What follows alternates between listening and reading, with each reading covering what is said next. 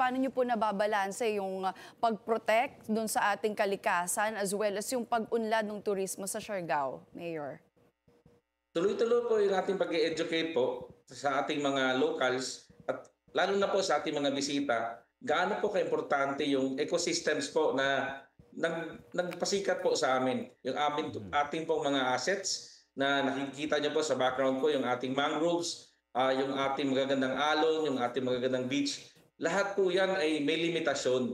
Ang key po dyan is maintindihan ng locals at ng mga bisita na lahat tayo may kailangan partisipasyon para po mapanatili yung mga experiences natin, kung anong nakikita natin ngayon na gusto natin iparanas sa ating mga anak, sa ating mga kaibigan, mararanasan nila kasi pinoprotektahan po natin yung mga magagandang bagay na nasa paligid natin. So sa patuloy po, again, na pagdadialogo, kasama po yung ating mga iba-ibang stakeholders, nagagawan ho natin ang paraan na mabalanse kung ano yung mga dapat ibigay, expected infrastructures, ibigay po ng mga experiences na gusto nila to make sure it's safe, there's peace, there's respect.